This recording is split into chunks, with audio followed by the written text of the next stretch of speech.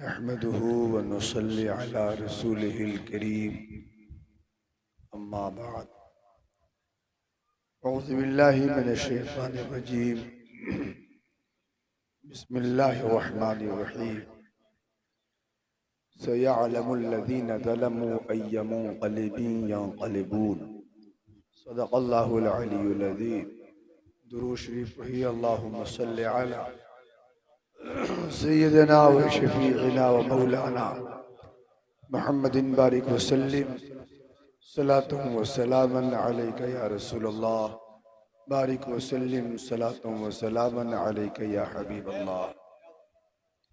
हज़रात, बारगाह इमाम हुसैन में व दिगर शहदाए करबो बला की बारगाहों में अपनी मोहब्बतों और अक़ीदतों और उल्फतों का खिराज पेश करने के लिए मुनक़िद हुआ है। चंद बातें मैं आपसे अर्ज करूं। हज़रात, दास्तान करबला दर्दनाक भी है, कर्बनाक भी है, खूंचका भी है।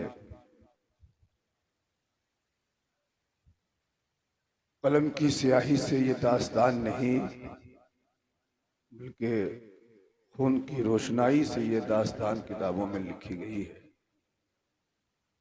करबला एक ऐसी जंग है जिसने मजलूमों को हौसला दिया है, जिसने मजबूरों को ताकत दी है और जिसने पूरी दुनिया के नाम ये पैगाम नश्र किया है कि एक तन्हा आदमी भी बड़ी से बड़ी सल्तनत की आंखों में आंखें डालकर उसकी हुकूमत के पाए हिला सकता है।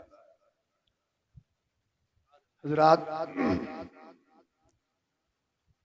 चूंकि जंगे करबला के बाद ही जलसा है, इसलिए चंद बातें मैं माँ बाद जंगे करबला आपसे अर्ज करूं। करबला की जंग खत्म हो चुकी है। दुश्मनों ने हजरत के इसमें नाज़नीन पर घोड़े दौड़ा दिए, सारी हड्डियां चकनाचूर हो गई हैं, कपड़े भी उतारे गए, टोपी भी उतारी गई, तलवारें भी ले ली गई, खीमा भी जला दिया गया। काफिला करबला से कूफा रवाना हुआ। कूफा में जो वाकयात पेश आए वो आपके सामने हैं। कूफा से वो काफिला दमिश्क की तरफ चला जहां यजीद रहता था। जब ये काफिला कूफा से दमिश्क की तरफ चला तो रास्ते में एक बड़ा अहम वाकया पेश आया। गिरजाघर के पास ये काफिला पड़ाव करता है और हजरत इमाम हुसैन के सर की करामत की वजह से एक राही ईमान ले आता है। फिर वो काफिला वहां से चलता है। यजीद को मालूम हुआ कि काफिला पहुंचने वाला है तो उसने पूरे शहर को सजाने का हुक्म दिया। शादियाने बजाए जा रहे थे, खुशियों का माहौल था। जब ये काफिला दमिश्क के करीब पहुंचा और बाबू सआ से शहर के अंदर दाखिल होना था तो हजरात, इस काफिला को दरवाजे के बाहर रोका गया ताकि यजीद को खबर दे दी जाए कि वो काफिला आ चुका है। शहर वालों को मालूम नहीं था कि ये पैगंबर की आलो औलाद है और नेज़ों पर जिन लोगों का सर रखा गया है ये हजरत हुसैन का सर है, हजरत अली अकबर का सर है। उस जमाने में राब्ते का इतना आम निजाम नहीं था। एक जगह की खबर दूसरी जगह हफ्तों और महीनों में पहुंचा करती थी। बाबू साह के करीब जब ये काफिला रुकता है तो शहर के सारे लोग तमाशा देखने के लिए बाहर निकल आए। औरतें छतों पे चढ़ गईं। उन्हें यह बताया गया था कि एक बागी ने यजीद के खिलाफ बगावत की है। बगावत कुचल दी गई और उन बागियों का सर नेज़ों के नोकों पर रखा गया है। और उनके बहू बेटियों और बच्चों को कैदी बनाकर दरबार यजीद में पेश किया जाने वाला है। लोगों ने यही जाना था, यही समझा था, इसलिए तमाशा देखने की नीयत से वो लोग इस लुटे हुए काफिले के इर्द गिर्द आ गए। एक औरत, एक खातून एक छत पे चढ़ के ये मंजर देख रही थी। वो खातून नेक सीरत और नेक सिफत थी। उसे कैदियों को देखकर तरस आया। उसने खादिम को भेजा, जरा जाके मालूम करो कि कैदियों को कुछ जरूरत है तो मैं वो जरूरत पूरी करूं। खादिम आता है या खादिमा आती है और उसने हजरत ज़ैनब रज़ी अल्लाह ताला अन्हा से कहा, मेरी मालिकन कह रही है कि अगर आपको कोई जरूरत हो तो बताया जाए, मेरी मालिकन आपकी वो जरूरत पूरी करेगी। हजरत ज़ैनब रज़ी अल्लाह ताला अन्हा ने अपने लुटे हुए काफिले के लोगों की हालत देखकर फरमाया, हाँ कह दो पानी की जरूरत, कह दो पानी की जरूरत है। उस औरत ने पानी भिजवाया और फिर हजरत ज़ैनब ने सबको थोड़ा थोड़ा पानी पिलाया। हजरत गिरामी उसके बाद फिर उसने खादिमा भेजा कि और कोई जरूरत है तो बताया जाए। हजरत ज़ैनब रज़ी अल्लाह ताला अन्हा ने उस जरूरतों को देखकर खबर भिजवाई कि हाँ इन चीजों की जरूरत है। उस औरत ने वो चीजें भिजवाई, छत से उतर के नीचे आई।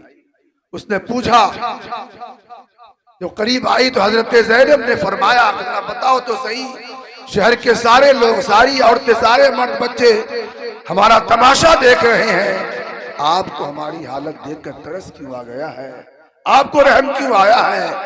उस खातून ने कहा कि मैं मदीना में बहुत दिन में रह चुकी हूँ, मैंने फातिमा के घर की नौकरानी की है, मैं उनकी खादिमा थी, मैं नौकर थी।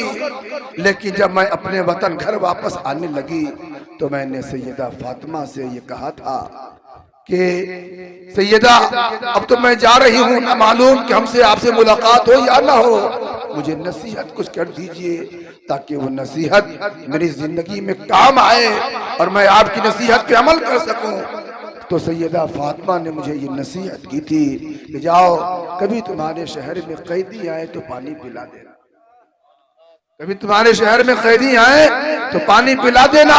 मैं अपने मालिकन सैयदा फातिमा की नसीहत पे अमल कर रही हूँ। जब मैं वहां से चली थी तो उनके दो नन्हे मुन्ने बच्चे भी थे और एक छोटी सी बच्ची थी जिसका नाम ज़ैनब था। अब तो चेहरे मेरी नजरों में महफूज नहीं है, लेकिन आज वो नसीहत पर अमल करके, हजरत सईद फातिमा की नसीहत अमल करके फातिमा भी याद आ रही हैं और उनके घर का पाकीज़ा माहौल भी याद आ रहा है। हजरत ज़ैनब रज़ी अल्लाह ताला अन्हा की आंखों में आंसू आ गए।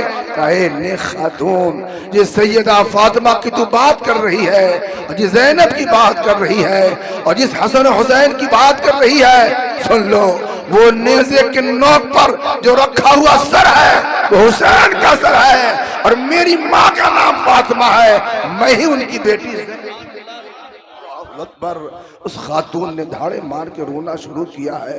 वो सारा मंजर जो नबी के घर का मंजर उसकी आंखों और ज़हनों में महफूज था। एक एक करके अब हुसैन का चेहरा भी उसके सामने आने लगा है, ज़ैनब भी याद आने लगी है, फातिमा का पाकीज़ा किरदार भी याद आने लगा है। इतने ही में खबर आई कि यजीद का दरबार सज गया है। अब कैदियों को यजीद के दरबार में असीरी की हालत में पेश किया जाना है। हालत ये थी, हजरत इमाम ज़ैनुल आबिदीन के हाथ पैर बंधे हुए थे, हजरत सकीना के गले में रस्सी और तमाम औरतों और बच्चों के हाथों पैरों में रस्सी, यानी कैदी की हैसियत से उन्हें ले जाया जा रहा था। यजीद के दरबार में ये लुटा हुआ काफिला पहुंचता है। यजीद बड़ी शान और शौकत के साथ आकर अपनी कुर्सी पे विराजमान होता है। सामने हजरत सैयदना इमाम हसन, इमाम हुसैन का सर रखा जाता है खानपोश के अंदर छुपाकर। हजरत इमाम हुसैन का जब उसने सर देखा, रिवायतों में आता है कि यजीद रोने लगा। यजीद बिन मुआविया की आंखों में आंसू आ गया और कहा, हुसैन अगर तेरा मामला डायरेक्ट मेरे हाथ में आता तो मैं तुम्हें कभी कत्ल न करता। फिर इमाम ज़ैनुल आबिदीन से कहा अब जो होना था तो हो गया है।